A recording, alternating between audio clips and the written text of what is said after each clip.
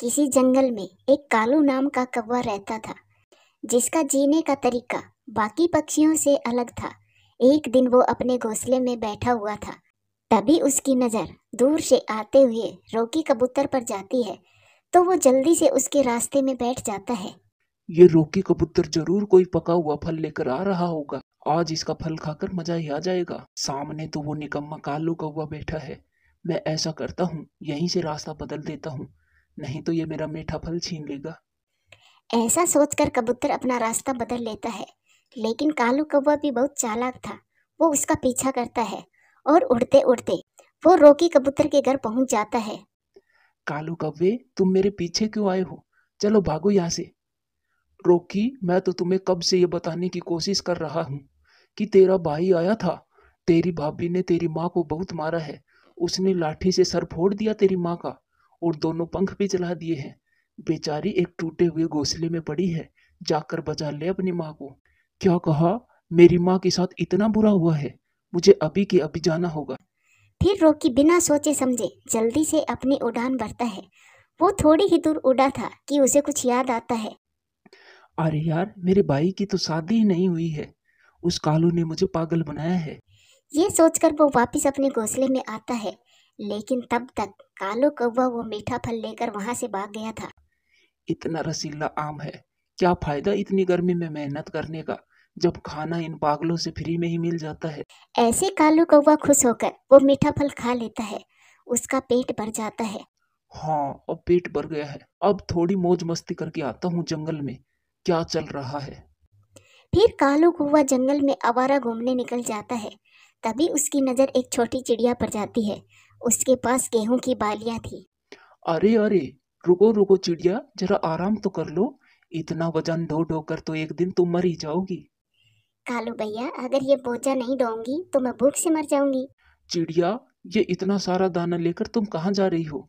तुम चाहती तो अपना पेट भरकर इस बचे हुए दाने को फेंक भी सकती थी, और यह मेरी तरह आराम से घूमती, प्रकृति का आनंद लेती। मगर नहीं, मेरी जैसी समझ तुम जैसे छोटे पक्षियों में नहीं आ सकती। कालू कौवे, मुझे चाहिए भी नहीं तुम्हारी जैसी अकल। और हाँ, दाना मैंने इसलिए नहीं खाया ताकि मुझे उड़ने में आसानी हो। और इतना सारा दाना मैं अपने कल के लिए इकट्ठा कर रही हूँ। मैं तो तुम्हें भी सलाह देती हूँ, तुम भी करो। बेकार की सोच है तुम्हारी। अपना तो जीवन का एक ही उसूल है, जितना खाना है खाओ और बाकी बचा हुआ फेंक दो। ऐसा बोलकर कालू कौवा वहां से उड़ जाता है।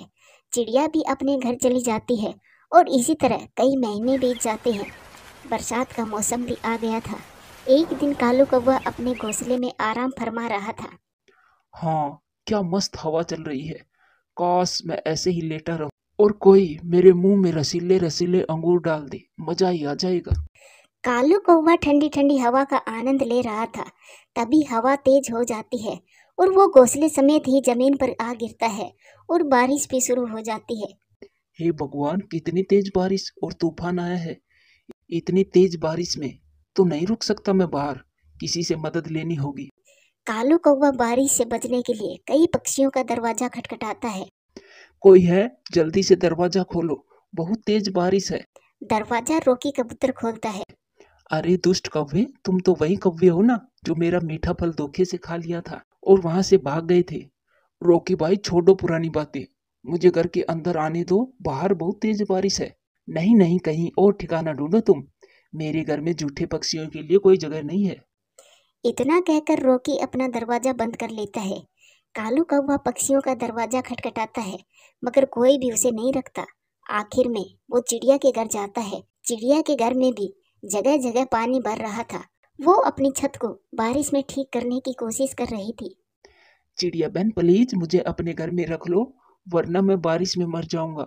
और भूख भी बहुत जोरों की लगी है। तुम्हें तो पता है कि मैंने दाना जमा नहीं किया है। कालू, मेरे घर में दाना की कोई कमी नहीं है। आप पेट भरकर खा लो। लेकिन अभी मेरे घर में पानी भर गया, सब खराब ही होना है। आप अंदर जाकर अपना पेट भर लो। चिड़िया, आप घर की छत पर क्यों बैठी हो, वो भी इतनी तेज बारिश में? चलो तुम भी अंदर आ जाओ। कालू कौवे, तेज बारिश से मेरे घर की छत में छेद हो गया है। मैं इनको पत्तों से ढकने की कोशिश कर रही हूँ, लेकिन जैसे ही पत्ते लेने जाती हूँ, पहले वाले पत्ते उड़ जाते हैं। कालू कौवे को चिड़िया पर दया आ जाती है। और वो केले के बड़े बड़े पत्ते लेने चला जाता है। कुछ ही देर में बहुत सारे पत्ते ले आता है और तेज बारिश में वो उड़ते उड़ते थक भी जाता है। चिड़िया, ये मैं बड़े बड़े पत्ते तो ले आया हूँ, इससे आप इस छत को ढक दो। कालू कौवे ने पूरी छत की मरम्मत करवा दी थी, वो बहुत मजबूत हो गई थी। कालू भैया अब घर के अंदर चलो, आपको भूख लगी है ना। फिर चिड़िया और कौवा घर के अंदर चले जाते हैं। चिड़िया कौवे को दाना दे देती है। कालू कौवा आज पहली बार मेहनत करके खाना खाया था, उससे अलग ही सुकून मिल रहा था। चिड़िया बहन, आज पहली बार दाना कितना स्वादिष्ट लगा है। मैं हमेशा छीन छीन कर खाता रहा, लेकिन इतना स्वाद कभी नहीं आया। हाँ कालू भैया, अब कभी भी खाली मत बैठना। ऐसे मौसम के लिए तो हमेशा ही अपना पक्का घर बना लेना चाहिए और दाना का भी बंदोबस्त कर लेना चाहिए। ऐसे आलसी कौवे को सब समझ आता है और वो ये बारिश का मौसम चिड़िया के घर में ही सुकून से गुजारता है। और मन ही मन उसने मन बना लिया था कि वो आने वाले समय की पूरी तैयारी कर लेगा। प्यारे दोस्तों, कहानी अच्छी लगे तो लाइक करें, शेयर करें, कमेंट्स करें और हाँ, चैनल को सब्सक्राइब करें। आपका धन्यवाद। जंगल में गर्मियों का मौसम चल रहा था और जो पानी का तालाब था वो पूरी तरह से सूख चुका था। अब तो पक्षियों के लिए एक बूंद भी पीने का पानी नहीं था। चिंकी बेटी, आप यहीं छांव में बैठो और मैं पानी की खोज करके आती हूँ। मम्मा, मम्मा मेरा गला सूख रहा है, मेरा प्यास से बुरा हाल है। चिंकी बेटी, आप चिंता ना करो, जब ज्यादा ही गर्म मौसम हो तो बारिश जरूर आती है। बारिश आएगी तब जंगल के सभी नदी नाले फिर से भर जाएंगे। फिर मम्मा चिड़िया अपनी बेटी को छांव में बिठाकर पानी की खोज में निकल जाती है। एक पेड़ पर बैठा मिठू तोता रो रहा था। मिठू भैया, क्या हुआ, आप रो क्यों रहे हो? मेरा बेटा कल से प्यासा है और मैं उसे आज भी पानी ना ला कर दे सका। मैं बहुत गंदा पिता हूँ। मिठू भैया, मैं जा रही हूँ पानी की खोज में। अगर मुझे कहीं से भी पानी मिला तो मैं जरूर बताऊंगी आपको। फिर टूनी चिड़िया वहां से चली जाती है। वो दूसरे तालाब पर जाती है, लेकिन वो तालाब भी सूख चुका था। वो फिर से उड़ती है और थोड़ी दूर उसे आगे एक नारियल का पेड़ दिखता है, जिस पर 2 नारियल लगे हुए थे। कम से कम बच्चों को कुछ तो पानी पीने को मिलेगा। टूनी चिड़िया पेड़ से दोनों नारियल तोड़ लेती है। मीठू भैया, माफ करना, मैं पानी तो ना ला सकी, लेकिन आप ये एक नारियल रख ले और मैं एक अपनी बेटी के लिए लेकर जाती हूँ। चिड़िया बहन, आपका बहुत बहुत धन्यवाद मेरे बेटे की जान बचाने के लिए। चिड़िया जाकर अपनी बेटी को नारियल पानी पीने को देती है। चिंकी नारियल पानी पी लेती है, उससे उसे थोड़ी ताकत आती है। मम्मा, अब घर चले, मुझे यहाँ गर्मी लग रही है। हाँ मेरी बच्ची, अब हमें घर जाना चाहिए। फिर मम्मा चिड़िया अपनी बेटी को साथ लेकर अपने घर चली जाती है।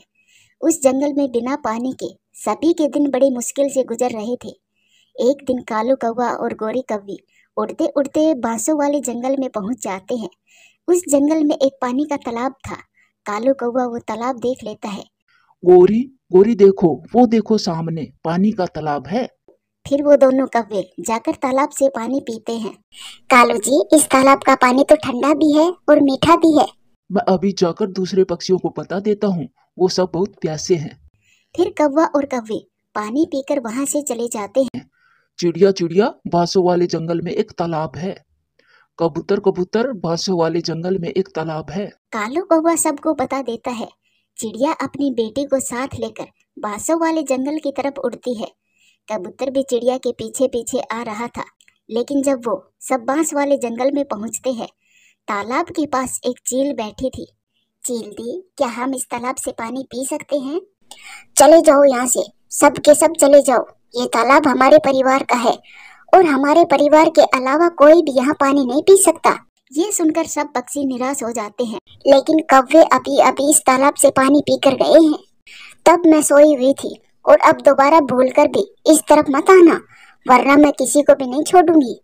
मम्मा, क्या अब हमें प्यासा ही वापस जाना होगा? चिंता ना कर बेटी, हमें पानी जरूर मिलेगा। फिर वो सब वहाँ से चले जाते हैं।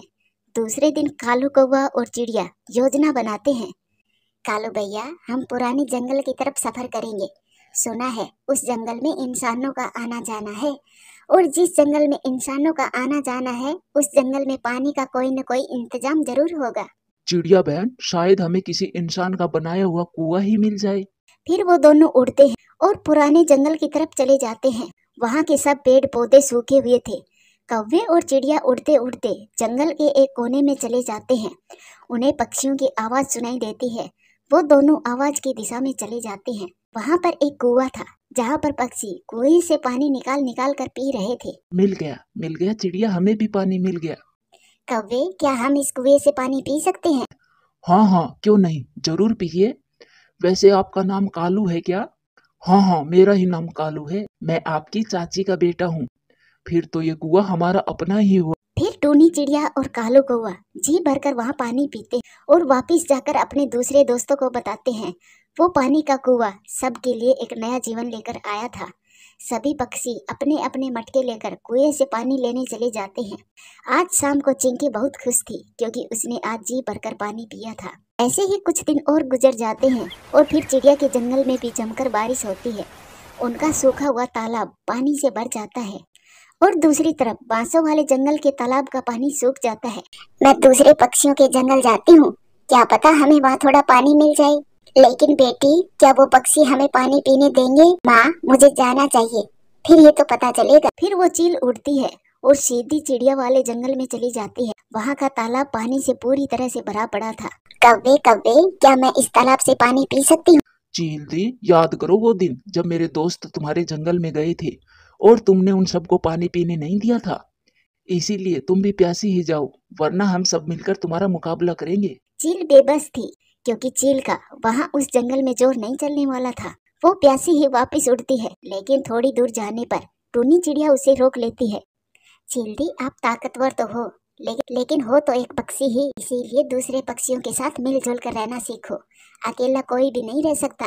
फिर टूनी चिड़िया चील को पानी का मटका भरकर देती है। चिड़िया रानी, आपका बहुत बहुत धन्यवाद। सच ही कहते हैं, हमें जीवन में कभी न कभी किसी न किसी की जरूरत जरूर पड़ती है। ये पानी मेरे परिवार का जीवन बचाएगा। और फिर वो चील वहाँ से चली जाती है। प्यारे दोस्तों, कहानी कैसी लगी कमेंट्स करके जरूर बताइएगा और वीडियो को लाइक और चैनल को सब्सक्राइब जरूर करें। एक जंगल में टूनी चिड़िया और टुन्नू चिड़ा अपने घर में रहा करते थे। उनकी शादी को कई साल हो गए थे, लेकिन अभी तक उनको संतान नहीं हुई थी। इसी चिंता में टूनी चिड़िया बहुत उदास रहने लगी थी। एक दिन वो नदी किनारे उदास बैठी थी। तभी चिड़िया ने देखा एक घोंसला जिसमें एक अंडा भी था। वो नदी में बहकर आ रहा था। अरे, ये घोंसला नदी में कैसे आया? इसमें तो एक अंडा भी है और ताजा भी है। अगर इसको जल्दी ही गर्माश ना दी तो ये खराब भी हो जाएगा। ये कहकर टूनी चिड़िया वो अंडा उठाती है और अपने घर ले जाती है। वहीं जंगल के सभी पक्षी टूनी चिड़िया को अंडा ले जाते हुए देख रहे थे। टूनी चिड़िया वो अंडा ले जाकर अपने घोंसले में रख देती है। देखिए जी, ऊपर वाले ने हमारी सुन ली है। अरे टूनी, ये कैसे हुआ और ये अंडा किसका है? जी, मेरे खुद के अंडे नहीं हुए तो ऊपर वाले ने ये अंडा तोहफे में दे दिया है। अब मैं इसकी अच्छी तरह से देखभाल करूंगी और इसकी परवरिश करने में अपनी जी जान लगा दूंगी। ऐसे ही कुछ दिन गुजर जाते हैं। एक दिन टूनी चिड़िया के घर पर मिट्ठू तोता और रोकी कबूतर बैठे हुए थे। तभी वो अंडा टूट जाता है और उसमें से एक कौवा का बच्चा निकलता है। चिड़िया, ये तो एक कौवे का बच्चा है। मिट्ठू भैया, कौवे का बच्चा है तो क्या हुआ? आज से ये मेरा ही बच्चा है और आज से मेरी कोख सुननी नहीं है। हे ऊपर वाले, तेरा बहुत बहुत धन्यवाद। अब टूनी चिड़िया की खुशी का कोई ठिकाना नहीं था।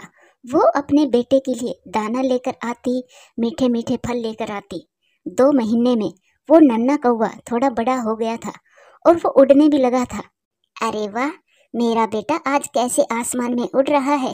टूनी चिड़िया को खुश देखकर चिड़िया का पति भी बहुत खुश था। वो नन्हा कौवा पूरे जंगल का चहेता और अपनी चिड़िया मम्मा का लाडला बेटा बन गया था।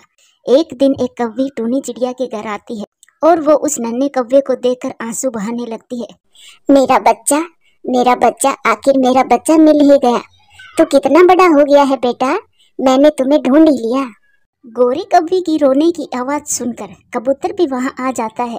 कौन हो तुम कौवी, और मेरे बच्चे को अपना बेटा बता रही हो? चिड़िया, कुछ महीनों पहले मेरा एक अंडा मेरे घोंसले से गिर गया था। तभी से मैं मेरा अंडा ढूंढ रही हूँ। तुझे तो अंडा मिल गया था, वो मेरा था। मैं ही इस नन्हे बच्चे की माँ हूँ और ये बच्चा मुझे वापस दे दो। नहीं, ये मेरा बच्चा है, मैं किसी को भी नहीं दूंगी अपना बच्चा। चिड़िया बहन, मैं तुम्हारी दुश्मन नहीं हूँ। मेरी एक गलती की वजह से ये अंडा मुझसे अलग हो गया था। तुमने मेरे अंडे को संभाल कर रखा, तुम्हारा बहुत बहुत धन्यवाद। अब मुझे मेरा बच्चा मुझे दे दो। नहीं आंटी, मेरी माँ चिड़िया है और मैं आपके साथ नहीं जाऊंगा। मैं मेरी मम्मा को छोड़कर कहीं भी नहीं जाने वाला। फिर रॉकी कबूतर चिड़िया को कहता है, चिड़िया बहन, हम तुम्हारी भावनाओं की कदर करते हैं, मगर इस नन्हे कौवे को अपनी माँ के पास ही जाना होगा। उसका इस बच्चे पर पहला हक है। कबूतर की ये बात सुनकर चिड़िया की आंखों में आंसू आ जाते हैं। नन्हा कौवा भी अपनी माँ से लिपट कर बैठ जाता है। वो भी जाने के लिए तैयार नहीं था, लेकिन पक्षियों के दबाव में आकर उसे जाना ही पड़ता है। टूनी चिड़िया अपने बेटे को जाता हुआ देखकर रो रही थी। वो छोटा कौवा भी उदास था, मगर वो मजबूर था। कुछ ही देर में वो जंगल से दूर दूसरे जंगल की तरफ चले जाते हैं। टूनी चिड़िया अपने बच्चे के जाने से बहुत उदास थी। तभी उसको एक ख्याल आता है और वो कबूतर के पास जाती है। कबूतर भैया, मैंने पहले इस बात पर गौर क्यों नहीं किया। उस कौवे ने कहा था कि उसका अंडा घोंसले से नीचे गिर गया था, मगर मुझे तो वो अंडा घोंसले समेत नदी में मिला था। ये सुनकर कबूतर भी हैरान हो जाता है और उस कौवे ने अपने बेटे से मिलने के बाद एक बार भी अपने बेटे को गले नहीं लगाया था और ना ही उससे कोई बात की थी, बस सीधा लेकर चली गई। रॉकी भैया, आपने मेरे बेटे को कहाँ मौत के मुंह में भेज दिया है। चिड़िया, तुम चिंता मत करो, अगर ऐसा है तो हम उस नन्हे कौवे को जरूर ढूंढ कर लाएंगे। फिर चिड़िया और रॉकी कबूतर जंगल में बच्चे को ढूंढने जाते हैं। उधर गोरी कौवी उस छोटे बच्चे को लेकर गुफा के पास पहुंच जाती है। चलो मेरे बेटे, अंदर चलो, कब से तुम्हारा पापा तुम्हारा इंतजार कर रहा है। वो नन्हा बच्चा उदास था। वो चुपचाप गुफा में चला जाता है। अंदर जाकर वो बच्चा देखता है कि एक कौवी रस्सियों से बंधी हुई थी, साथ में एक चील भी बैठी हुई थी। नन्हे बच्चे, पहले तू अपनी असली माँ से मिल, रात में मैं तुम दोनों का डिनर करूंगी। ये कहकर उस नन्हे बच्चे को भी बांध देते हैं। चलो गोरी, हम थोड़ी देर नदी पर पानी पी कर आते हैं, फिर आकर इनको खाएंगे। फिर गोरी कौवी और वो चील वहां से चली जाती है। आप कौन हैं? और वो कौवी कौन थी? वो कौवी मुझे यहाँ क्यों लाई है? और वो चील कौन थी? मुझे कुछ भी समझ नहीं आ रहा कि यहाँ क्या चल रहा है। कुछ देर के बाद चिड़िया और कबूतर उस बच्चे को ढूंढते ढूंढते उस गुफा में आ जाते हैं। मेरा बेटा, बेटा, मैंने अभी उस दुष्ट कौवे को एक चील के साथ जाते देखा है। शुक्र है मेरे बेटे तुम ठीक हो। मम्मा, आप आ गई। मुझे तो लगा मैं आपको बिना देखे ही मर जाऊंगा। नहीं नहीं मेरे बच्चे, ऐसे मत बोलो। फिर चिड़िया और कबूतर मिलकर उन दोनों को रस्सियों से आजाद कर देते हैं। और आप कौन हैं? आप सबका हमें बचाने के लिए बहुत बहुत धन्यवाद। मैं आपको सच बताती हूँ, वो कौवी जो आपको यहाँ लेकर आई थी वो मेरी बहन है। वो कभी भी माँ नहीं बन सकती है, इसीलिए ये मुझे मारने के प्लान बनाती थी। मुझे मारने के लिए उसने इस दुष्ट चील से दोस्ती कर ली। एक दिन मैंने अंडा दिया था, तभी मुझे किसी पक्षी ने बताया कि मेरी बहन गोरी मेरे अंडे को खत्म करने के लिए आ रही है। तो मैंने और तुम्हारे पिता ने अंडे को घोंसले समेत नदी में बहा दिया था, जिससे उसकी जान बच जाए। उस दुष्ट चील ने तुम्हारे पिताजी को तो मार दिया और मुझे बंदी बना लिया। गोरी ने कहा था कि मेरे अंडे को ढूंढकर मेरी आंखों के सामने खत्म कर देगी। तभी से गोरी मेरे अंडे को ढूंढ रही थी, लेकिन ऊपर वाले ने मेरे अंडे को बचा रखा है। उस अंडे से निकलकर तुम इतने बड़े हो गए हो, आज मेरे सामने खड़े हो। सच में मेरे बेटे, तुम्हें बचाने के लिए तुम्हें खुद से दूर रखा है मैंने। ये सुनकर सभी को बहुत दुख होता है। माँ, मैं जानता हूँ कि आप मेरी असली माँ हो, लेकिन चिड़िया माँ ने मुझे एक बेटे की तरह पाला है, इसीलिए मैं चिड़िया माँ के बगैर नहीं रह सकता। माँ, बेहतर होगा आप भी मेरे साथ ही चले। हाँ हाँ कौवी, हमारा बच्चा सही कह रहा है, आप भी हमारे साथ ही चले। हम दोनों मिलकर हमारे बच्चे को दो दो माओं का प्यार देंगे और अपनी जिंदगी खुशी से बिताएंगे। ये सुनकर वो कौवी बहुत खुश हो जाती है और फिर वो तीनों प्यार से साथ में रहने लगते हैं। प्यारे दोस्तों, वीडियो अच्छी लगे तो लाइक करें, शेयर करें, कमेंट्स करें और हाँ, चैनल को सब्सक्राइब करें। आपका धन्यवाद।